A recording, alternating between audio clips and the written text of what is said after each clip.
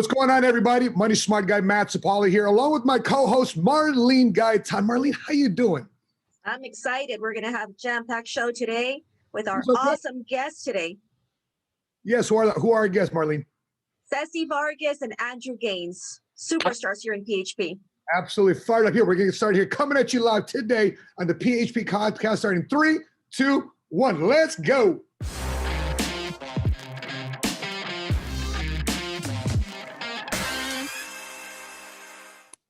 And you're live. What's cracking, everybody? Money Smart Guy Matt Sapaula here, hailing to you from Tacoma, Washington. Yes, I am not in Oak Brook this week. We're actually building a new location out here in Tacoma, Washington, and I'm fired up. Why? They are record-breaking, brand new non-marketing directors, soon to be running their own agency here in Tacoma, Washington, representing the Polynesian community. But Marlene, I'm fired about this week's podcast. You know, we had phenomenal last couple of weeks here. Officially now, this is the third episode of the PHP Podcast. I'm just honored to be riding shotty alongside you. Also, if you don't know about Marlene Gaytan, fellow cash flow millionaire and fellow board counsel and fellow field advisory board of PHP Agency. Marlene, how you doing? I'm excited. I'm so excited. This truly is just, innovative to get a chance to highlight all the superstars that we have across the country in PHP. And today's guests are just some of my favorite people in the entire company. So I'm excited to share their story, to highlight their success and inspire people watching, that are going to relate to them and say, you know what, if they can do it, maybe I can do this too. 100%. And by the way, just to let you know, we're officially letting the world know that we not are only disrupting the life insurance industry, but we're talking about it week in and week out. And Marlene, why don't you introduce to us, what would do this? Why don't you introduce our featured guests this week? And of course, this month is Financial Literacy Month. So after we introduce our guests, why don't we show everybody a clip of our most recently produced video for Financial Literacy Month? How's that sound? Yes. Well, our first guest, Cecilia Vargas, is one of my closest friends here in PHP, in business, outside of business. We've known each other for many years. We've become extremely close, but just a story that just brings so much inspiration to people in the country and to so many immigrants. She's an immigrant from El Salvador. She's an architect in her country. She came here in the pursuit of the American dream. The first time I met Ceci, I remember she walked into a training and she said, "Pero qué es PHP? ¿Qué es esto?" She didn't understand the language. And, to me, I just admired somebody that would just show up, even though it's a different country, a different language, but she was just a dreamer. And she moved to Houston, Texas with her husband, not knowing a single soul. And within a decade, built a national business. And today she's a cash flow millionaire in her early 30s. Wow. Ceci Vargas. Ceci, welcome to the show. Thank you. Thank you for having me. I'm very, very excited to be here today with you guys. I think it's going to be a lot of fun. All the stories that we're going to be sharing, and I am going to be sharing some stories that I've never shared before. So it's going to be fun. Oh, Ceci, I love that background. Thank you. It's very romantical, right? It's just wonderful to do a lot of interviews from that Zoom background. So I'm also excited about bringing on board to this podcast featuring Andrew Gaines, the other half of Jennifer Gaines. But when I ran into him for the very first time, he was running a business out of Pasadena, California. Since then, a few years ago, he relocated to Lodi, California. And out of nowhere, in less than 12 months, he became one of the top offices inside all of PHP Agency, has a ministerial background, passion, knows the Bible, has a deep faith, and is able to apply what he learns in terms of biblical principles into business, into entrepreneurship. And he has not only a biblical ministry, but also now we're seeing a financial ministry through his business operation here at PHP Agency. So, Andrew, welcome to the show. Welcome to PHP Agency Podcast. Hey, it's an honor to be with you guys. As you say, no losses, just gains. Ready to rock and roll, baby.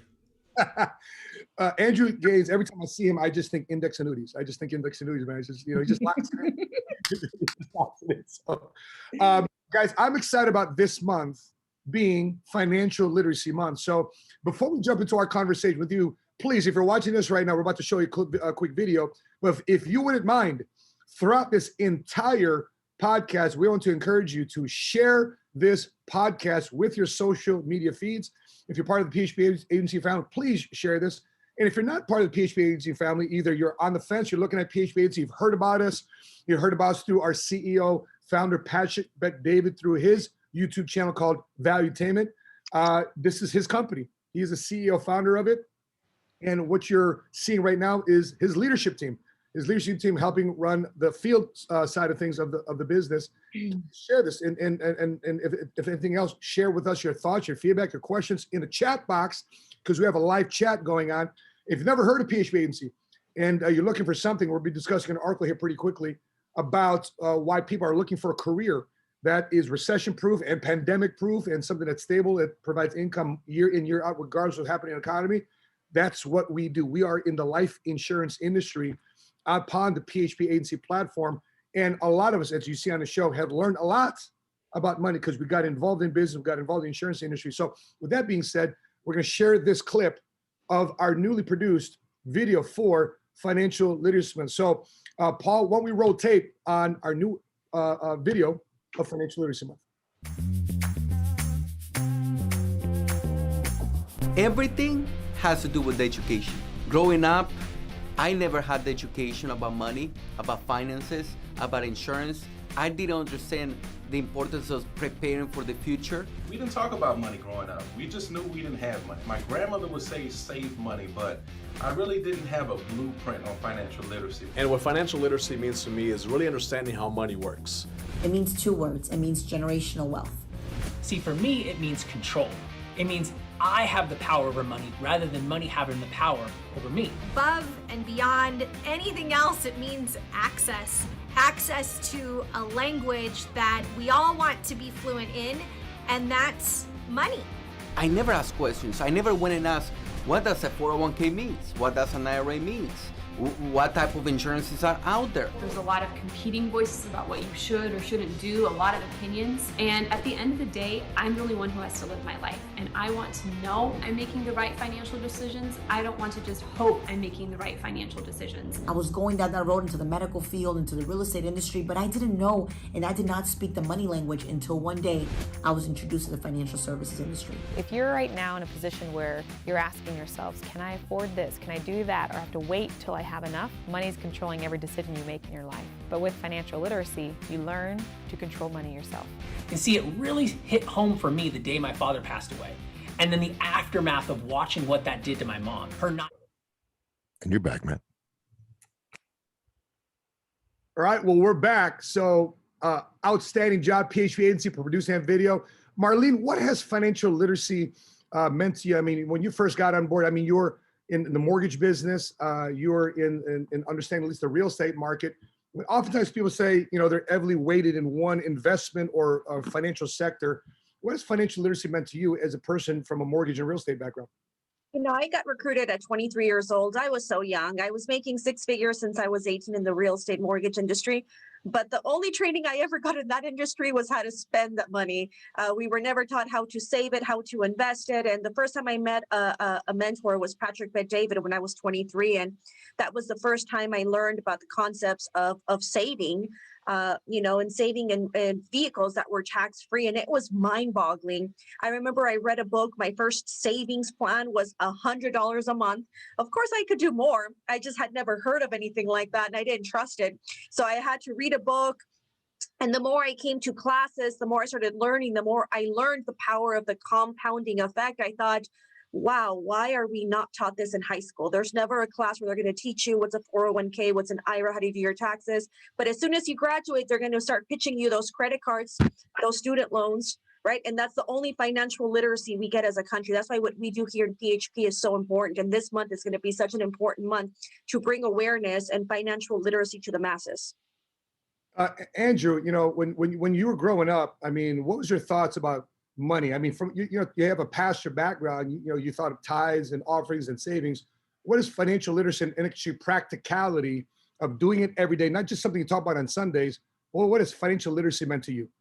I got to give a lot of props to my dad. He was fairly successful in his career. He was in the radio industry and did well for himself financially, and you know, tried to do all the right things we talk about: saving, you know, staying out of debt, doing these kinds of things, owned a home. Again, did well for himself from a salary perspective, but 08, 09 wasn't kind to anybody, but it definitely wasn't kind to my family. And I don't really think growing up, I really understood the impact of both sides of that coin until I really saw what happened with the mortgage meltdown, 0809.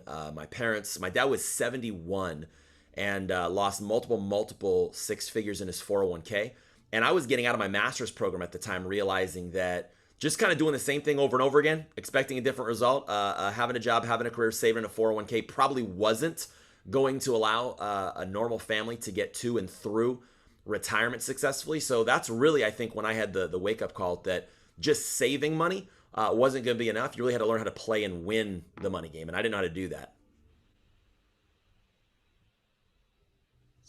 Ceci, what about yourself? How is financial literacy coming from a different country?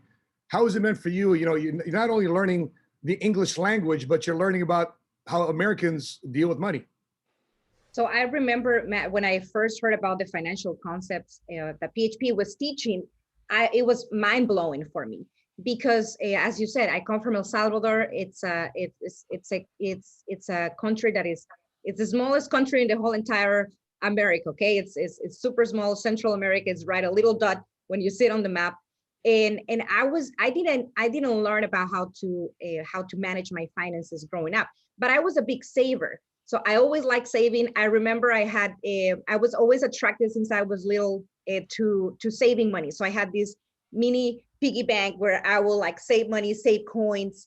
And by the age of 24 years old, I have a couple $1,000 in savings when we got married with Rodolfo, and which was a big accomplishment in comparison to anybody my age or people around me. So, but I do remember that when I saw the financial concepts, I thought, if I would have known this, if my parents knew these concepts, and I would have started just rather than saving on a piggy bank at 11 years old, but actually saving through these products, I will have hundreds of thousands of dollars rather than just having a couple $1,000s. So obviously I started implementing, just like Marlene, my first plan was just $100. And also Rodolfo started with $100 plan. And if we actually by age 32, we already had over $1 million in cash savings, just using the vehicles that we learned through PHP, just implementing everything that we teach our clients. So we really believe in what we provide to the clients because we implemented ourselves, and we have been able to put ourselves in a financial position way ahead of where we were before when we started the company. Yeah, I'm just curious, Marlene, you know, in your opinion, what's been the most important thing about, if you were to say what's the most important thing about financial literacy? What's the first language or deciphering of this code that you think somebody should learn about financial literacy? I think, believe it or not, I just think something as basic as just being introduced. I think being introduced is something that most people will never have access to. For example, I'm an immigrant, Ceci's an immigrant. In our culture, we don't talk about money. It's not common. Most of the financial industry is Caucasian or a lot of Asian, but not a lot of Latinos in the insurance business. So I think if you just have the good fortune to be introduced, to say, hey, come to this meeting, read this book, or better yet, let's do a financial analysis to just take advantage of it. Because I think millions of people, you know, we were talking about this in the last podcast, we don't have enough licensed agents for a population of 325 million people. So I think most people our age, a lot of millennials here, a lot of Gen X, especially Gen Zs, they're not going to ever get access or get exposed to the financial industry. So if somebody does introduce you, just, you know, antennas go up and be curious. At 23, I never thought this would be my career. If somebody had said one day you'll have offices and I would have probably walked out and thought they were nuts. I was just a little curious to say, hey, what can I learn? Marlene, I think you had some questions for Marlene. Actually, Marlene has a question for Ceci in terms of your relationship with her. So why don't you fire away with some of those things? Well, you know, Matt, I'm a girl. I'm a sucker for a good love story. So a lot of people don't know this, but Ceci moved to this country to follow the love of her life, Rodolfo Vargas. And I wanted you to enlighten us with this love story for all the, you know, the romantic people out there. So the question is, how did Rodolfo and I meet? Is that the question? Yes. And how was it following, you know, the love of your life to a country you don't know, where you don't know a soul, you don't know the language. And I mean, you must really love this guy to just leave your family, because your family is pretty well established in El Salvador, to go somewhere you don't know anything about. You know, now that I think back, that I I'm older, right? And I just think what I was doing back then, I really have no idea what I was doing. I had no idea about the complications. I just remember, I'm probably going to start the story backwards. I just remember the minute that I landed in Los Angeles, and that first night, it dawned on me. I'm like, oh my goodness, I move. I'm not going to see my family. Like I'm like completely gone. So it was a shocker. Like I remember just thinking like, what did I just do? Like literally, I just decided to move to a whole different country. But through the process, I really wasn't thinking about it. But Rodolfo and I met in high school, and he's the love of my life. I met him when I was 15 years old. He went to my quinceañera, and we had all the drama in the world that you can imagine. He wasn't invited to my quinceañera, so he sneaked in my quinceañera to give me some flowers, and my dad didn't want him to be there. So Rodolfo was a troublemaker, okay, since he will act older than what he really was. But he was this perfect guy. He was an Olympic swimmer. He was the leader of church. He was a valedictorian of his class. And he, of course, extremely handsome. So it was love at first sight. I'm picturing the Notebook here, Ceci. And I just remember meeting you in 2009. And I remember you saying, I don't know anything about this business. My husband's starting this business. And Ceci would just get on stage and she would say, but I love him. But I love him. I remember all of, the first times that she was asked to speak in Spanish, that was just her only line was, but I'm here for the love of my life. And most people would look at her and be like, wow, it takes a lot of courage, right? And it does take a lot of love to have the courage to do what you did. Yeah, so I decided to move. So we get engaged, and we decide to move, not to be in El Salvador, but to move to the States. And it was a hard decision really to make for my family, because nobody of my family have moved out of El Salvador, and nobody was thinking about it. We, as you mentioned, we have degrees over there. I have a very close family. We're very united. I have another 3 sisters, my dad, my mom. It's very stable family. And of course, it was a shocker for everyone for us to move. But we moved because we thought we want a better future for the family, and somebody ought to do that. Somebody needs to do this sacrifice. The shocker was when we got here, I really thought that money grew on trees, and that the street went way out of gold, and I was going to just find money anywhere. And to my surprise, we had a lot of credit card debt. That's how we were paying for everything. And we were not qualified for any jobs. Even though I was an architect in El Salvador, that degree, it wasn't equivalent here to anything. I didn't speak English at all. I went to school and I learned English in El Salvador. It wasn't the same. Like I didn't understand English here. But I will tell you this.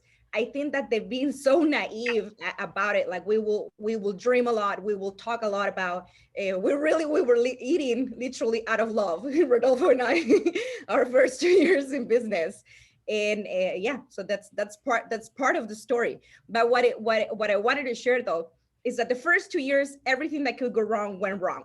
And then Rodolfo says, hey, we're going to move to Houston to expand the company. And I'm thinking, he's crazy. We just barely became agency owners in PHP, and we barely just built the business. And he wants us to go again through the whole entire process. But he has a made up mind, and he said, we're packing our car. We didn't know anyone in Houston. We moved to Houston, and the first night that we were in Houston, I had a panic attack. I was like, we need to go back. What are we going to be doing here in Houston? We don't know anyone. But definitely he's been the visionary that has drive our family into steer the wheel of into different directions. And he's very radical about everything that he does. So I think that deep love that I have for him, I just trust him. And so Ceci, when people things have come up pretty well. Ceci, when people see you, they see your yellow Lamborghini. They see you guys are millionaires, true testament to the American dream. Can you tell us just one of the funniest stories that I think I've ever heard from you was your grand opening in Houston, Texas. So you guys move as newlyweds to Houston, Texas, don't know a soul, get your first insurance office. You're going to start marketing your business. Can you just walk me through the story of your grand opening? Okay, so let me go back a little bit on this story. So Rodolfo said, we're moving everything that we own, guys, all our belongings, we're packed in one car, in a Honda Accord. That's where everything fit in the back.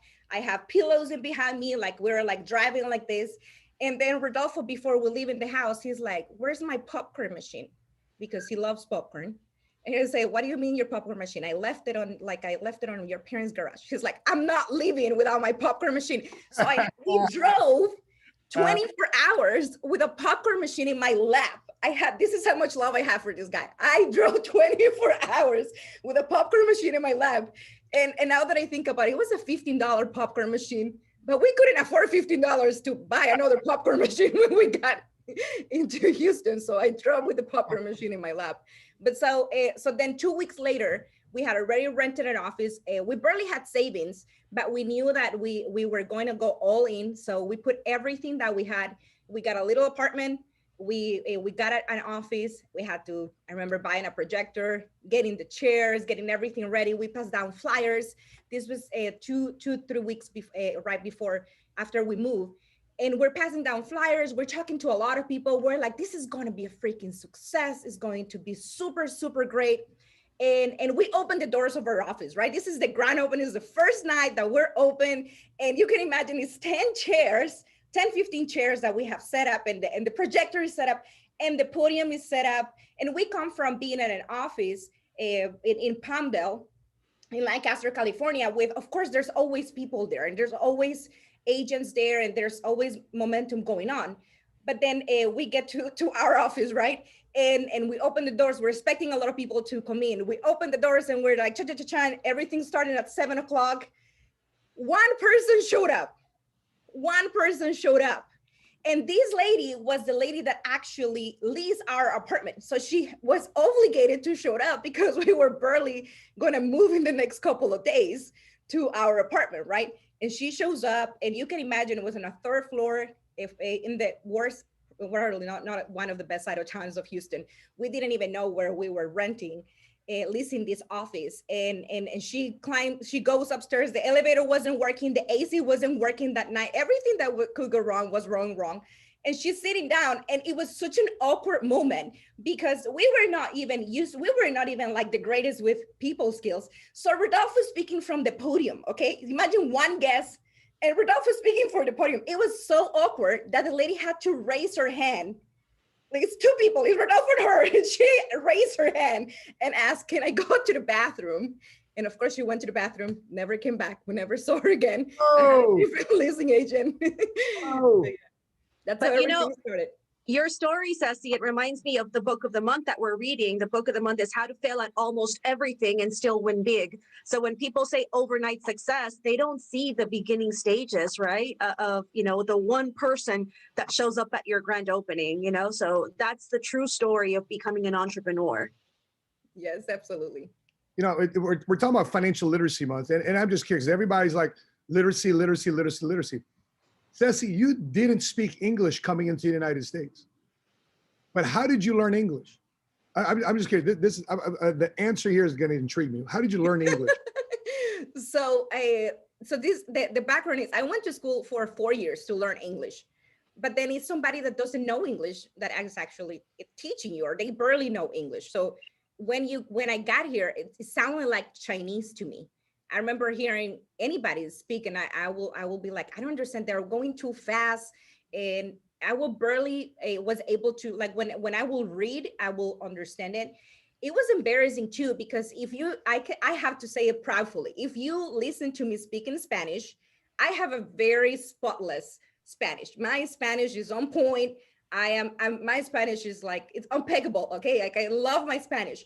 So then me trying to speak English and sounding awkward and having this accent and people not understanding, it was completely embarrassing. What accent do you talk about? I didn't notice any accent. That's the best compliment you can give me, okay?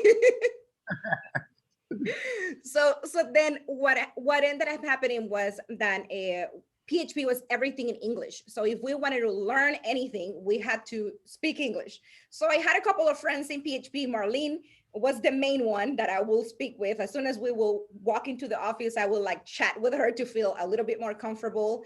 And there were a couple of Mario Aguilar, actually, that many of you know who Mario is. He was another one of our friends.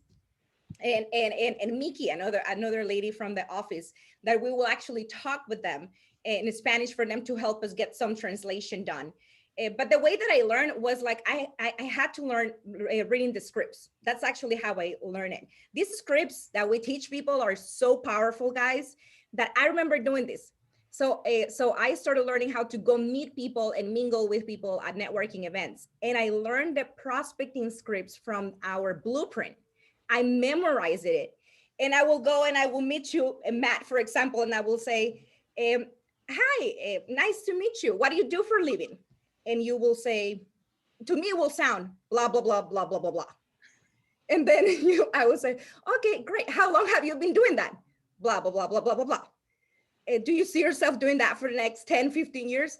Blah, blah, blah, blah, blah, blah, blah, blah. Wow. So you do keep your business options open. Blah, blah, blah, blah, blah, blah, blah, blah. Okay, what's the best number to get a hold of you? And I will look down on my phone and you will give me your number and we will exchange information. Then we will call you from the office. Rodolfo sounded over the phone you didn't understand, and people will come. You will show up to the office just to say, like, literally, people will come to the office and say, I just didn't understand what these guys were saying, and they keep on calling me. So I want to know what the heck this thing is about. That's a true story, Matt. I remember that. People would come to the office and just literally say, I didn't know what she meant, but I wanted to see what it was about. Exactly. That's how I learn English, through the scripts of PHP. So it's Financial Literacy Month, and you're watching this right now. You may be started with PHP Agency. You don't have any clue about PHP Agency. You don't have any clue about money. But you see a young lady named Cecilia Vargas and her husband, Rodolfo, go from that reality, fast forward, becoming a first-generation cash flow millionaire. And it blows my mind. So if you want to be literate about money, use the same principle that Ceci used to learn English. He learned the language, read the language, spoke the language. And by the way, most of us were raised in his language of money called brokenese. Right? Ceci meant Chinese, so we'll call it brokenese. But if you want to be a person that's financially free, you want to be a millionaire, you want to be somebody making $500,000, you want to be debt free, you have to surround yourself and immerse yourself in people that speak that language. My encouragement to you here during Financial Literacy Month. I want to go to Andrew. Andrew, I want to ask you that same question, because you come from a ministry standpoint, and this is going to lead to a precursor, because you and I are going to do an IG live about what the Bible says about money. But this is Financial Literacy Month, and oftentimes you run across people that have a faith, they're believers, and they have this language where they say money's evil, insurance. I don't believe in insurance, like it's Jesus. Like insurance, like Santa Claus. Right? Like it's Santa Claus. So how do you talk to people in a language to uplift them to go from where they're at to the next financial level of life, if that's something that they want to go to from your background? I think it's funny when you say, someone says, oh, I don't believe in insurance, or oh, I don't believe in business, I don't believe in entrepreneurship. I always kind of like tilt my head. I'm like, you don't believe like Santa Claus? Like, you don't think it exists, or you just know nothing about it? Like, what do you mean you don't believe in it? But it's crazy, because when you think about literacy, the ability to read and write a language, Ceci, like you were saying, the purpose of learning a language isn't just so you know a language, it's so that you can formulate ideas, you can receive ideas, and you can create new ideas. And if that works with, reading and writing, the same thing is true with money. You don't learn how money works just to learn how money works. It's so that you can formulate new ideas, so you can create new ideas, so you can create wealth. And I so often hear the term financial literacy either as a hashtag or as, kind of a hook for a salesperson. And it can be used for all that.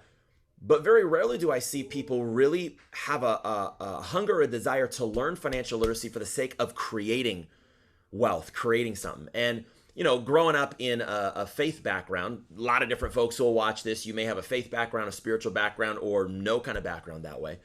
But growing up in a Christian context, there's so many misconceptions about money, about wealth, about what God wants us to do with wealth, what you should be doing with wealth. You've heard all the same sayings. Oh, if you're wealthy, you're greedy, right? Or what is it? Money's the root of all evil. And it's like, it don't say that. It says that the obsessive love of money, which forms a hook in your identity, can lead you into all kinds of evil. And so seeing that money is a tool, but people never learn how to speak the language to create wealth, and then never how to be able to utilize it. I think it's, honestly, I think that's a pandemic.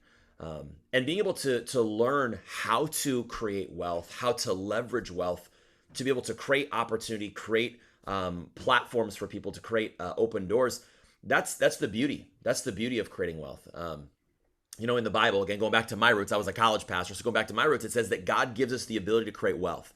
Yep. So I tell people all the time, if God is such a problem with money, then why did he ask Solomon to go build his temple? It was like a $1 trillion equivalent building project. If God has a problem with money, then why did he give you the ability to create wealth? And I don't think God has an issue with money. I think people who haven't had money create that God has an issue with money to justify being in a spot to not have to go and create the value that would allow them to be propelled to fulfill their purpose and create opportunity for others. So yeah, it gets dicey, but there's a lot of people who don't have skin in the game, and they don't want skin in the game, and so we create worldviews that propagate our situation and justify our situation rather than stretching us out of our comfort zone. One thing that we found, with PHP Agency, because we're known as a multicultural, diverse insurance marketing organization. I mean, look at the screen. You got Marlene, my co-host from Guadalajara. Ghana. Right? You got Ceci from El Salvador. Yes, you got Andrew and Jennifer Gaines from California. You got yours truly from the Philippines. Right? We're diverse. We care about one color though. Yeah. We care about one color. Yeah. And that color is green, money, cash. We care about the fact that you want to provide more for your family, those that you love and care about. So I want to jump into this article. I want to know you guys' thoughts. So I'm going to share my screen here in a second about the current magazine articles for Insurance Newsnet magazine. Because by the way, this is my favorite magazine. Paul Feldman came down to PHP Agency office a couple years ago and actually profiled, my wife and I, and also Rodolfo and Cecilia Vargas in that article about Patrick creating non-sales agents into super agents. And one of the aspects here is as I share my screen here, change starts from within. This is an article, this is a front page of April 2021, how insurance companies are stepping up to build diversity in their ranks.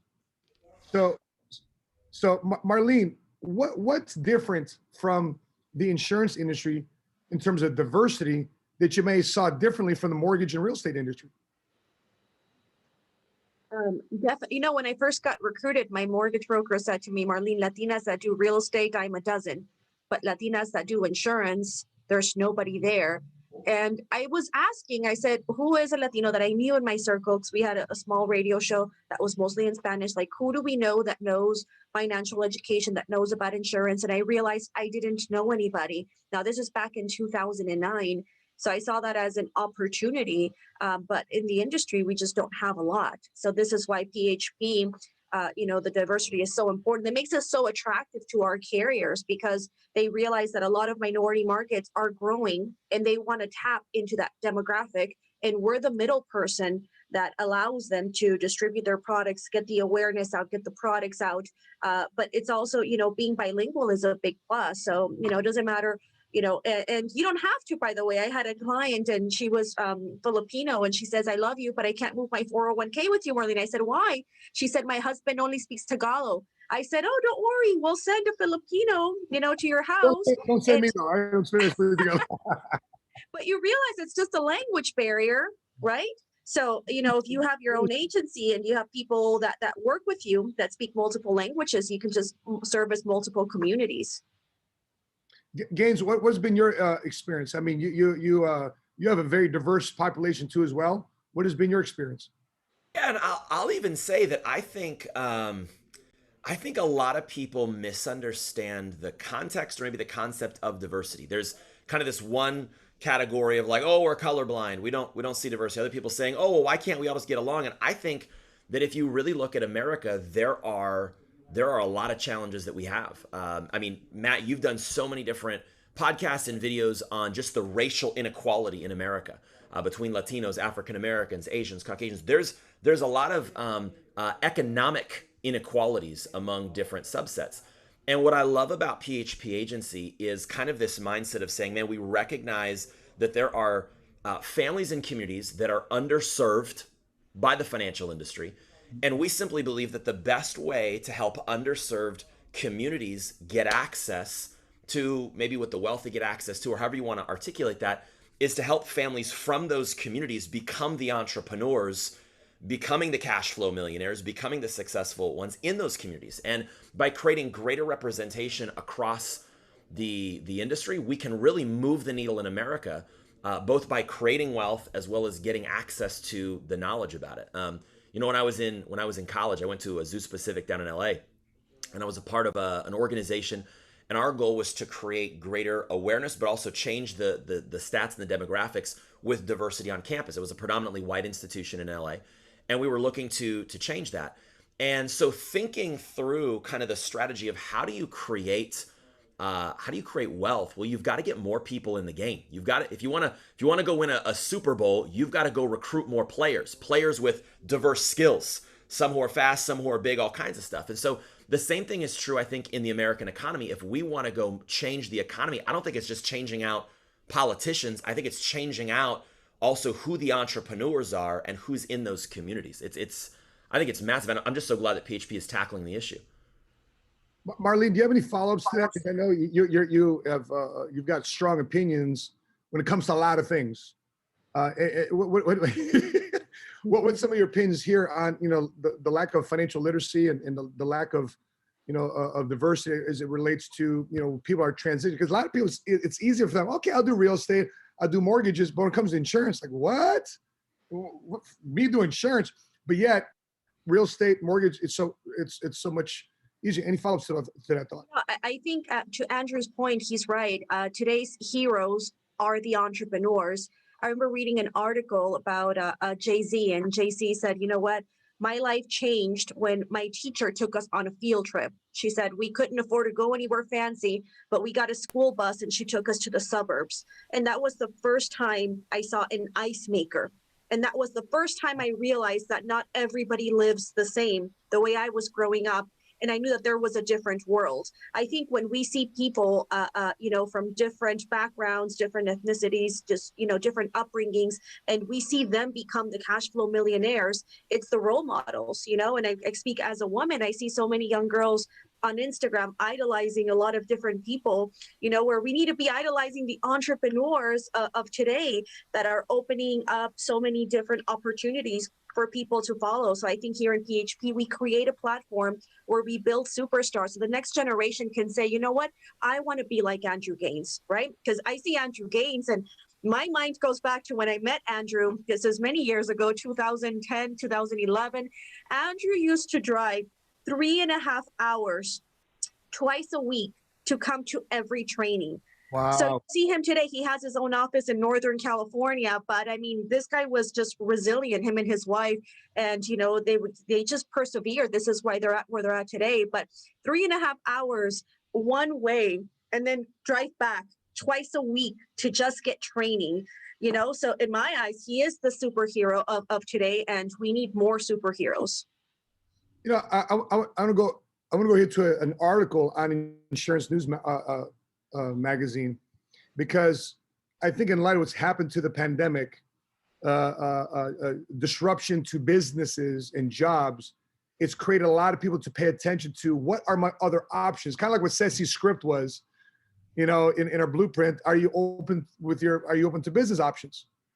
And so I want to ask you guys to help me unpack this article, because in this magazine, Insurance News magazine, it says more people today are interested in life careers. With unemployment rates, here, let me go here. It says here with with unemployment rates, it said first sentence, with unemployment rates continuing to be higher than normal, many people are searching for careers, are looking to the life insurance industry. According to LIMRA, LIMRA is a Life Insurance Market Research Association, which is a research organization that the insurance industry heavily uses. Actually, our board member of PHP Agency is the former CEO to LIMRA, Bob Kirshner. He was the CEO of LIMRA. He's a current board member of PHP Today.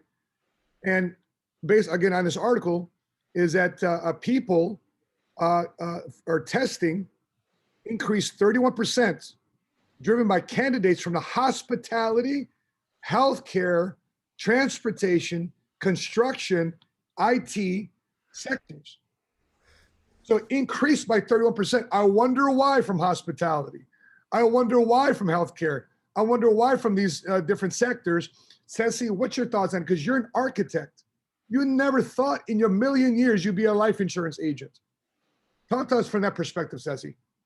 Yes, absolutely, Matt. And I think that it falls also a lot into what we were talking about, the thinking about what ethnicity, what diversity, and that's very controversial now that everybody's talking about it in social media, right?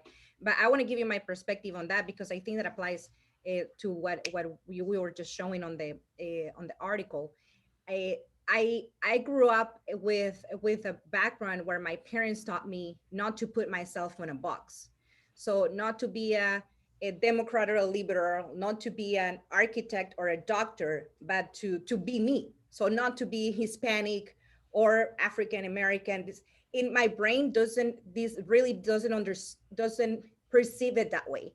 So even though it was a shocker for me to have to switch careers, I didn't define myself as I'm an architect, I have to stay on this box for the rest of my life.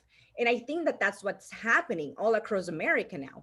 We are seeing the necessity of being flexible and to reinvent ourselves and to keep our options open to see what else is out there for us, that it can help us not only increase our income, but also recreate our life and find a more fulfilled life. Because when we put ourselves in a box, we tend to have this idea of, hey, I am an architect, I have to find a job as an architect. It was 2008. There wasn't 2010, sorry, there wasn't nothing of jobs out there where I could find because construction was down, the economy was down. So that would have been a very catastrophic way to see myself, that I had to be an architect, I had to go back to school. I didn't have the money to go back to school. So that ability to think, well, I don't fall in this box. I'm not defined by my career. I'm defined by who I am. I am a go-getter. I can learn new things. Just like how I learned to be an architect, I can learn how to do a different career. When I first saw in a computer, when I became an architect, it seemed like this is crazy. It's a puzzle, right? It was challenging. The same way when I first saw information about life insurance, I was like, can I even get licensed? But because if you translate that way in your brain and you think, well, just like how you became a doctor or a lawyer, you can also learn a new career that can increase your skills, and therefore you're gonna be able to increase your income because now you're solving a bigger problem. So I think that's what is happening all across the board in America right now. People are more open to reinvent themselves, and it's great to see that. It's great to see that the industry actually has a place for all of these people, has a place to bring people from different ethnicities, different backgrounds, different careers, and we can give them an opportunity rather than them having to go to school for 5-10 years.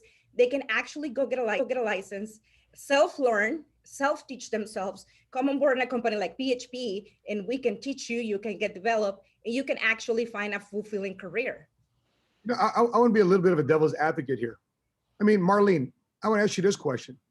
Would Ceci, who got involved with PHP Agency, if she got recruited, hired, and trained by a traditional insurance organization, would Ceci have survived in a traditional outfit where she's forced to self-generate, she's forced to buy leads, she's forced to go out there and get business and meet a quota? Would she have potentially survived in a traditional insurance organization structure? Well, you know, Matt, I don't even think she would have gotten recruited because something as basic as she didn't speak the language to begin with. I don't even know if she would have been recruited.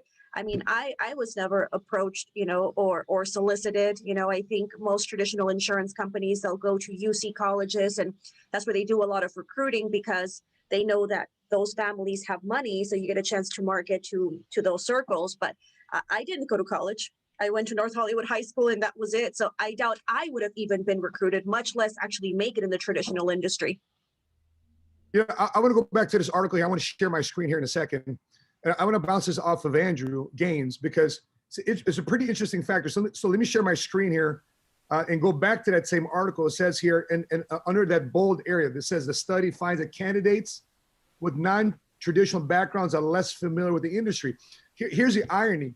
If you Google this simple quote, industry most likely to make you a millionaire, the number one industry that comes up is financial services, is the insurance industry. But yet, 33% say they know nothing or very little about financial services sales career, compared with 17% of candidates with traditional financial backgrounds.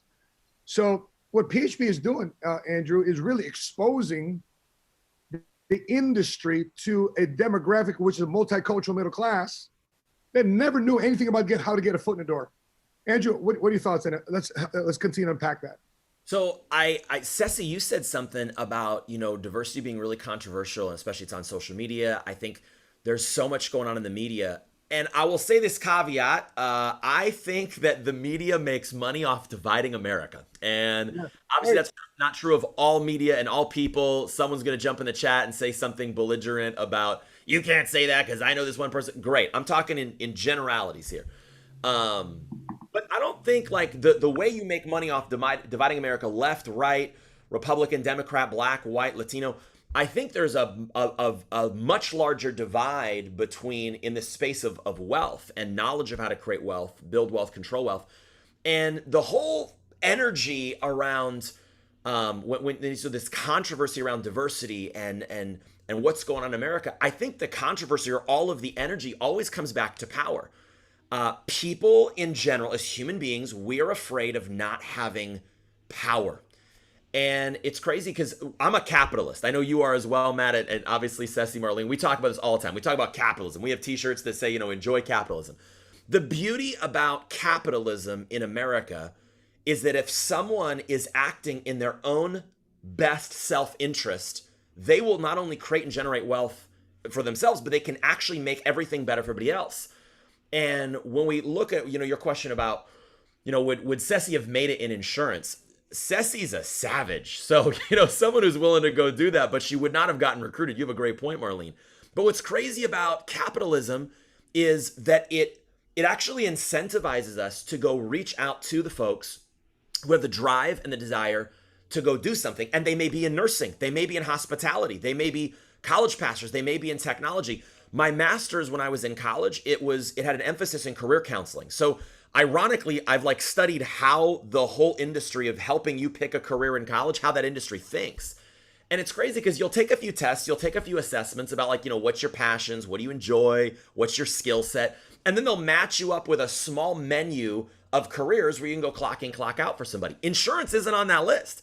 I studied career counseling and that was never an option. Being a mortgage broker was never an option. And so I think the narrow window where we take a narrow group of people, we put them into a segmented education system, and then we funnel them into a certain set of jobs. There's a lot of things where people just don't have access to choose. Maybe these types of industries that, as you point out, highest paying industry. I mean, there's a reason why Magic Johnson, Will Smith, Jay-Z, Kevin Durant got into life insurance. There's a reason. You can make a lot of money in this business. But I find that, to go to your point, the three major things, as I talk to a lot of people and a lot of us run to these different webinars and introduce people to the industry, I find there's three fundamental things people want. One, they want to create more income. Two, they want control. And three, they want to have a bigger impact. And what's crazy is a lot of people get into this business because they want to make more money. They want more income. But what they think that income is going to give them is more control. And where we have governments and governors and all these people saying what you can do, you can't do. You can't go to church, but you can go to a strip club. Your restaurant can't be open, but if I'm a governor and I have a restaurant, my restaurant can be open. There's so much hypocrisy going on in American power today that I think people are really hungry for a sense of control. And I think capitalism offers that better than anybody else. But last, what I'll say is people get into this industry because they want to make more money, because they want control. But what they discover is that they've scaled their impact, that you can go help a lot of people. And I think the fundamental driver of the human psyche, of the soul, is we want to know that we're fulfilling our life, our purpose, and that we feel fulfilled. It's great to have a fulfilled bank account, but you can have a fulfilled bank account and an unfulfilled life, and you don't want to keep doing it. And you can have a fulfilled life, but an unfulfilled bank account, and you're still not okay. And so it's really about creating both. And I think what PHP has done and what the insurance industry does is it allows people to create more income. It allows them to have more control. But the reason why they stick around is because they're truly fulfilled, because they're having an impact. You know, I want to share my screen here in a second, because to your point, Andrew, I want to share my screen here in a second, because to your point, a lot of people are looking for somebody to trust. So let's take a look at this art from Forbes. It said that more people don't trust mainstream media. Yep. And this wasn't last year. This was February 20th. This was last month, a couple months ago. So fewer and fewer people are trained, you know, too, because it's about three things. You know, Patrick talks about three things the media cause you to do. They make money through chaos. They make money through conflict. They make money through confusion. It's not unification. That's boring. You know, so when we're talking about these different types of issues. So Marlene, I wanted to ask you this: if PHP Agency did not recruit you, did not recruit Rodolfo and Ceci Vargas, how many families would not have been impacted had it been not for the PHP Agency player? I mean, you're at the top of this thing and your organizations, and you're both cash flow millionaires, both the Vargases, Gaytans, they're FABs of the company. What happens if this format never recruited a Rodolfo and Ceci Vargas, never recruited a Marlene and Jose Gaytan? You know, Matt, this year alone, and of course I've been doing this since 2009, but this year alone, our organization, my husband and I, is projected to do $30 million in production. $30 million in production. So if you think about that, that's how many families is that across the country? Now you take this, I mean, I just can't imagine not being recruited. But to your point, this is the sexiest industry there is. If you're looking for, you know, stability to raise a family, you know, to buy a home, to travel, to have your kids in a private school, you should look at the insurance industry. I just think the marketing is so off. You know, everybody thinks real estate is sexy, and I did that for a couple of years. But I think if people knew the power of the financial industry, you know, the stability and income, the residual income, you know, me as a mother, I know Ceci's expecting right now, she has a little boy, you know, to have that stability in a household, you know, for most people, they want that. The number one cause for divorce is financial stress. And the financial industry will give you the opportunity not only to make an incredible income, but to have mentors that are going to teach you the way. A lot of people go to college and they're learning from professors that have never owned a business. You know, here you get a chance to learn from a millionaire that has done it, that started from scratch, that's going to tell you, hey, here is what I did wrong, don't do this, and here's what I did right. And you get the fast track, you know, to success. So I think when people have access to that, it's just such an incredible blessing. So I'm just so, I have to pinch myself. I can't believe I do this for a living. I mean, if I would die and be born again, and I could pick like, what would be my career? I would pick this all over again, because I can't believe I get paid to do what I do. People ask, like, what do you do? And I say, at this point, I just get to be a mentor. I just get to teach people, you know, this is what I did. And I'm so grateful, you know, to Patrick Bet-David, to Jennifer Bet-David, and for PHP for changing my life. And I just want to give that opportunity to other people that, you know, got recruited just like I did. Just, can I even do this? And, you know, allow them to change their lives. We have a philosophy. It's not about being a king, but being a kingmaker. Or in your case, being a queen and a queen maker, right, Marlene? Right. You know, let's talk about new people to PHP, because in our organization, under our leadership in Memphis, under Ada and Jamie Musgrove, we got Autumn Moore, and they helped mentor a young couple, and they earned in their first 30 days of licensed and appointed, they earned $18,500. But I share with them the story of Rodolfo and Ceci's newest associates in Puerto Rico.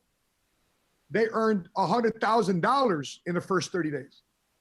So Rodolfo and Ceci, you know, we're talking about new people, but also other people from other insurance industries are coming also to the PHP platform. Can you unpack that for us? How does this person come? Why would they come on over from another insurance format? Why PHP for them? Matt, that one is for me? Yeah, that's for you, Ceci. Okay. Yes, well, okay, here's the difference. That person that you just mentioned from Puerto Rico, the most that we've ever made is $150,000 in a year, somewhere around that range, and he was able to make $100,000 in 1 month. You don't see that anywhere. You were talking about me being recruited from the traditional industry versus PHP. The first time that we made $180,000 in a month with Rodolfo, I remember just doing the math and thinking, if I was with any other company, that would have been a nice check, but it would have been cut in half. It would have been about $90,000. It would have in 1 month. But because of PHP bonuses and all the incentives that PHP has, we actually earn $180,000 in 1 month. It's the same case with him. So we have a compensation plan that encourage the builder, that encourage the person that not only is thinking about selling, but is also thinking about increasing the value of the industry. That the only way to increase the value of the industry and the size of the industry is by bringing new agents on board, getting this industry back to 500,000 licensed agents. That's the only way how we're going to be able to reach out to more families. So PHP has a comp structure that rewards those people, and that's what happened to him. So more and more people are looking to PHP, and they're looking at the fact that even though they've been in the industry for 10 years, 15 years, 20 years, they're seeing that in being for that long, they haven't been able to generate this type of income, but not only income, impact too, like changing families' lives. But there you see somebody like Jose and Marlene, you see somebody like you and Sheena, you see somebody like Andrew and Jennifer, where the history is, you've been in the industry for this long. Rodolfo and I have been in the industry for 11, 12 years. And now we have a team in Puerto Rico and Orlando. Like Marlene was saying, she's gonna generate $30,000 of production this whole entire year. How many people are we really impacting? So I think that's what people are seeing. When they've been in the industry for 5 years, 3 years, you find yourself asking these questions, because I remember being at that point within 6 years in the industry thinking, do I see myself doing this for 20 years? Do I see myself, like, where am I going? Yes, I'm a 6-figure income earner at that time. I was making $250,000 a year, but thinking, hey, what's the impact that I'm going to create? And me being completely sold out to PHP, because thinking, here I get to change life. It's fulfilling. I'm going to create wealth. I'm going to change an industry versus just making money to make money. That's what people are seeing. I think that the vision that PHP has is of course not only about money, but it's a movement. It's a movement that we're creating. Going back to Marlene's point, where she brought up, I'm a mom through PHP. I've had 4 different Cecilias making a living through PHP. Okay, that's for the new people. The brand new married Cecilia that had no idea how to handle her marriage, and Patrick and Jennifer, Jose, Marlene, where people like you and Sheena were mentored to us to grow our marriage. So how to handle a business together, right? So that was the first me, like, well, completely emotional, 24-year-old, broke, and an opportunity of PHP allowed me to be a 6-figure income earner. Then being a first-time mom, so that was a completely different story, and still being able to earn a living, and not only earning a living by creating wealth. And I will go through all the other ones later, but now, building a family and being able to build an empire through PHP by me still raising a family, spending time with my kid, taking time to be pregnant, to grow the family. So definitely for the new person, and not only for the people in the industry, this is a company that will allow you to create and design whatever lifestyle you want to have. I've had 4 different types of lifestyles, okay, through PHP. I have been 4 different people in PHP. And the best is yet to come. Yes, the best is yet to come. Rodolfo wants 4 or 5 kids now, so we'll see what's going to happen after this one. Gracious, guys. As we near the close of this podcast, I just want to know your final thoughts. Let me ask you this question, Andrew. Before PHP, was any other insurance firm? I mean, Andrew, you look the part. You're clean cut. You look like you could be part of the insurance. Was the insurance industry already reaching out to you previous to PHP? Listen, I look clean cut now because of PHP. If you would have found me when I got started, I had this Bon Jovi mop. I don't know if it was a haircut. I think it was a dead mangled possum sitting on my head. I was like the rock climber. I always carried a bandana. Like I had low self-esteem. I was quiet, introvert, insecure. I'm so insecure, I don't get samples at Costco. Pre-COVID, remember those samples they used to have at Costco before COVID? Remember how you'd like only go to Costco for the samples? If you hadn't had lunch, you go to Costco. I wouldn't even get the samples at Costco. I was so insecure. So not only was insurance not looking at me, business wasn't looking at me. And I wasn't looking at business. I literally, my vision was so small. My vision was so small that I thought that if I just had a good job, made enough money to pay the bills. Sure, we were struggling living paycheck to paycheck. If I just found a way to manage having debt, not ever have enough savings, just be able to manage having debt, be able to take care of my wife, maybe be able to, help my mom and dad a little bit. And if I was just a good person, went to church, served, volunteered, that was like me fulfilling my life's highest purpose. My vision was so small that I felt that if I played my life in the puzzle pieces that were put in front of me, rather than me going and creating a new puzzle, and using my God-given talents and ambition to grow, evolve, change, transform, I was going to be good. And so insurance definitely wasn't looking at me, and they never would, because so much of what I see in the financial industry is cross-recruiting. Hey, someone already found you, so let me just say how I'm better. And it's like, man, that I have respect for the builders who go out there and find somebody like me, a greenie, someone like Ceci, someone like Rodolfo, someone like Marlene, someone like yourself, Maureen. There was no way in the world that the world was going to ever benefit from what God packed inside of us unless someone had the courage to come find us. And I really believe that fortune favors the bold, but when the people who are willing to go out there and find the greenies, find the people who have raw talent and are willing to pour in the investment of time to develop that talent, man, I love that this industry compensates people like that. But no, industry wasn't looking at me, never would, and I'm so thankful PHP did. Let's share. Ceci, I want to know your thoughts, and I'll go to Marlene. Just like Andrew, the insurance industry obviously wasn't looking for a Ceci Vargas. So what kept you here, Ceci? What kept you in the grind? What keeps a lot of your associates of WTP, of the We the People organization, what keeps them with WTP and with PHP? So for me, it's very simple, Matt. It's leadership. For me, it was leadership since the beginning. I really have, just like Marlene said, first time I walked into a meeting, I had no idea what PHP was. I remember going to a convention and not understanding anything. 3 days of a convention, not understanding a word of what they were speaking in on stage. But there was this couple, there was this guy, Patrick Bet-David, and his wife, Jennifer Bet-David, that were leading this company. And I thought to myself, I just moved to this country. My family, my mom and my dad are in El Salvador. My oldest sisters are in El Salvador. All my contacts are in El Salvador.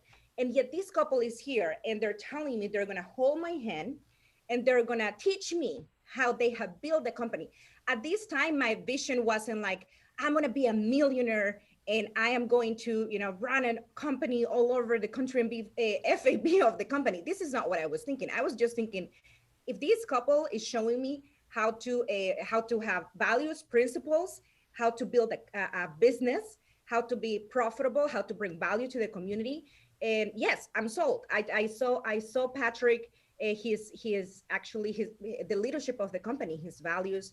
I saw the way that he carried himself. And I thought, this is what my husband needs. He needs a person that he can emulate, that he can be around, so that kept us in business. I will say for the first 2 years, it wasn't about income at all for me. We were looking for real mentorship. And what I saw from Patrick and Jennifer is that every single time they were so genuine, they're so honest that everything that they ever said they were going to do, they did, and they deliver, and they over deliver again and again. So this is the top of the company, and this is how we have been raised, if you want to call it that way. So within WTP, that's the trickle effect of our organization to the company that we have built within the company of PHP. That we have translated those values and principles where every time that we say something, we're gonna deliver with Rodolfo. We're gonna be in the trenches with our field. We believe in multidiscipline. We're a multidiscipline organization. It's not only about making money and running a business, but what about your faith? What about your contribution to your church? What about your health? So I saw in PHP a company that all around leadership wise, the people that you hang out with. I remember going through the phase of me having my first child and talking to Marlene almost daily, and to Sheena, your wife, and Moral Kashishan, and also with Jen, but David over text, like all the time, hey, this is what I'm going through. How do you deal with this? How do you deal with this? And I remember having the talk with them, with Marlene and with Sheena at an event, at a trip, and they're saying, Ceci, okay, snap out of it, right? Or like, I remember all of those conversations of friendships that have elevated me. So bottom line, PHP is not only about making money. We're more a movement. We're a movement that is creating entrepreneurs, people of independent thinking, that is trickling down the right values and principles for us to bring more value to the community.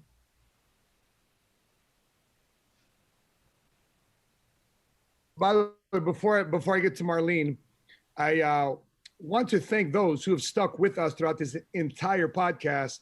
And we're looking for your names on the live chat. If you've been with us since the beginning, let us know in the live chat, because we have a few giveaways, of which my fellow co-host and featured guests on this podcast are going to select a winner, because we have something with inside PHP Agency we call the Entrepreneur Book Club. And we are giving away the Entrepreneur Book Club Book of the Month, which is How to Fail at Most Anything and Still Win Big. And it's written by the cartoonist of Dilbert, who failed in so many businesses, and yet he's still winning big in life, in business. And for those of you that stuck around with us and still with us, I'm going to have my colleagues here help pick a winner. We're going to pick 3 winners if you stick with us here towards the end of the podcast. But I'm going to ping this off of Marlene, and I've got some announcements, because we got an event coming up in May as well as August. I want to share a little bit of an announcement. So therefore, those of you checking out PHP or deepening your relationship with PHP Agency can see the type of speakers and training and experience we're creating for those who choose a journey on the PHP Agency podcast. So Marlene, you know, it's very often inside the mortgage and real estate industry where people leave one brokerage, go to another brokerage, go to one branch, go to another branch, because I can't tell you how many times I run across somebody in real estate, and I've got 5 of the business cards in the last 18 months. Yes. Right.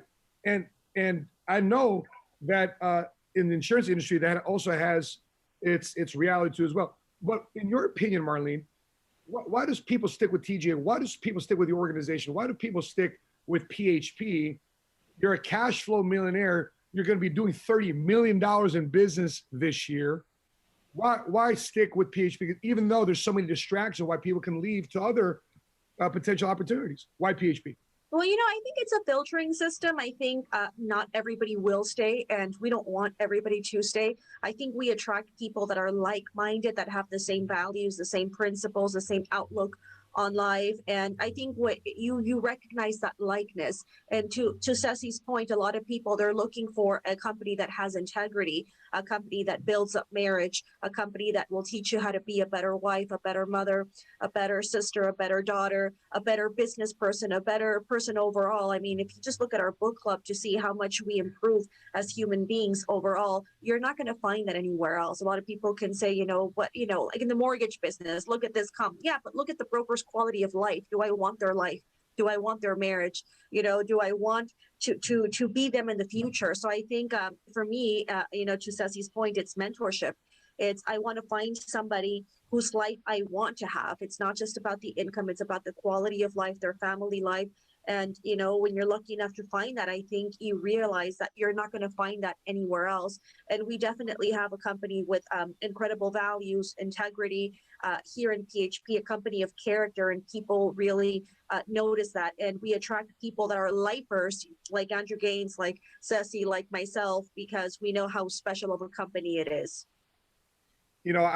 Previous to PHP Agency, I served 8 years in the Marines. After 8 years in the Marines, I got recruited into the industry. And for 14 years, I was a personal producer. A lot of people may not know about that. I was a personal producer for 14 years. I had one of the top contracts in the industry. I was buying leads, doing dinner seminars. I can't believe I lasted that long doing that. Because every year, as December 31st would descend and January 1st would ascend, I had this pit in my stomach. Like most people have a job on Sunday, on Sunday night, they have a pit in their stomach because they have a job Monday morning they don't want to go to. I didn't want to face the new year ahead because I had to push the same rock up the hill again for another 12 months. And thank God for PHP Agency, because my wife and I are at $1.8 million of cash flow, but 1.7% of our income accounts for our own personal production. Do that one more time. 98.3% of our income is from building a agency locally, regionally, and now nationally. For example, I'm in Tacoma, Washington right now because somebody reached out to me on my YouTube channel and said, hey, I want what Seth was saying, I want mentorship. And he proved himself and listen, you do your part, I'll do my part. He kept doing his part, kept doing his part, kept doing his part. Okay, fine, I'll do my part. I'm out here. And if you want to build a business from coast to coast, and by the way, we're still looking for somebody from Montana to represent PHP Montana, because that's the only state we're not in. So for the 55 people that's in Montana, could you please reach out to us? We love to serve that. We love to serve that state. A lot of people there want opportunities. So with that being said, let's turn over to some announcements from our coming events. We've got a train-to-train event coming up May 9th through 11th in Dallas, Texas. And that's the #1 skill up event that we do once a year. How to do this, how to do that, how to sell, how to overcome objections, how to hire, how to fire, how to recruit, how to develop. That's all in our train-to-trainer event in Dallas, Texas, May 9th through 11th. It's a qualifiers only event and you must be licensed. And so we want to remind our PHP fan who's watching this, or those outside the industry or outside of PHP, and say, hey, is that something I can qualify for? Yes, reach out to us. And if you're in Northern California, reach out to Andrew Gaines. His IG handle has been popping up throughout this whole entire podcast. Reach out to Andrew Gaines. If you're in Houston, Texas, reach out to Rodolfo and Cecilia Vargas. Her Instagram has been popping up throughout this entire podcast. Hey, I want to get down. You know, if you're in Southern California, in LA, reach out to Marlene, Jose Gaytan. Their Instagram has been popping up too as well. So we want to make sure that you connect with them on Instagram, on social media. And if you think we're full of it, watch our IG stories. Watch us post. Watch the consent. Guys, we're as transparent as open as any insurance marketing organization out there. We'll let you know our compensation schedule. We'll let you know how we get paid. We'll let you know what you got to do to get to the next level. There's no politics here, just purely performance. And so with that being said, we announced last week at our national convention in August of 2021, we rented out the entire MGM Grand Arena. Once we filled it with over 10,000 plus, 12,000, 15,000 plus people at the MGM Grand Arena, we'll be the third only organization do that in the insurance industry to fill an arena of that size with over 5 figures of people in that arena. And who's already agreed to speak at our event is already at our leadership meeting. We've got Peter Lencioni, who wrote the 5 Dysfunctions of a Team, 5 Temptations of the CEO, The Motive. He's going to be speaking at our leadership meeting. Peter Lencioni. By the way, he doesn't speak for everybody. He's very, very difficult to get. He agreed to speak at our event. The second speaker that agreed is actually not a speaker. It's a entertainment. It's an illusionist. Marlene Gaytan has a special relationship with this guy because he kind of does the 411 and Jose Gaytan of things that he wished her husband said, but Frederick was able to pull that out of Jose Gaytan so Marlene can get the 411 on her husband. We'll fill you in. Right. Marlene, was that a surprise to you that he knew things about Jose that you didn't even know? I thought it was hilarious, and it was just it was crazy how, you know, he wrote down the name and he had the same card. I mean, just the way his mind works was just, you know, it blew me away. Crazy. So if you want to see a great illusionist, you got to come check him out. And it's his second time. So we loved him the first time. He's come back for the second time, performing at the MGM Grand Arena. And the third speaker, the second entertainment, is somebody that your husband loves. Right? Oh my gosh, we love this guy. He's hilarious. We always play his videos. And I gotta love him too because he's also Filipino. His name is Joe Coy. He's going to be performing during our gala night in Las Vegas in August of 2021. Joe Coy will be at our event. And last week we just announced at our Directors and Up meeting, which is going to be nuts. Our Directors and Up meeting is going to be crazy. Who agreed last week to speak at our event, who shocked people who shocked the sports industry in the world of boxing, Iron Mike Tyson, is going to be coming to our event and speaking to our directors and above meeting. So that's going to be phenomenal. Marlene, what do you think about Iron Mike Tyson coming to speak at our event to our guys?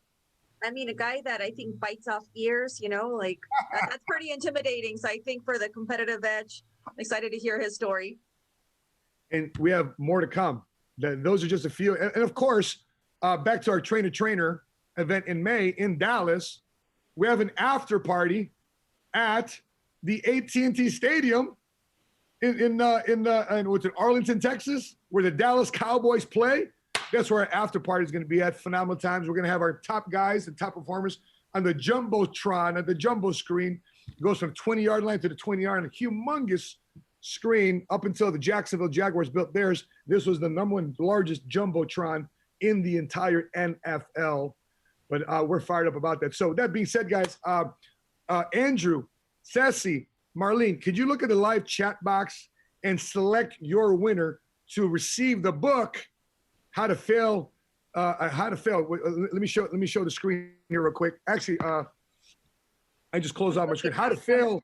I'm looking over here, and I'm just gonna scroll down because there's several people. I'm just gonna point it with my finger and let's see who. I'm picking James Walker. James Walker's been rocking and rolling in the chat. I'm picking James Walker. Oh my gosh, that's the one that I had just selected, James Walker. Well, you gotta pick another one, my friend. You gotta pick another one. All right, James Walker, first winner. Second winner, Ceci. Kiana Roy. Kiana Roy, congratulations. You get your book. There you go. Getting the book of the month. And last but not least, definitely not least, Marlene Gaytan, who do you pick as your winner?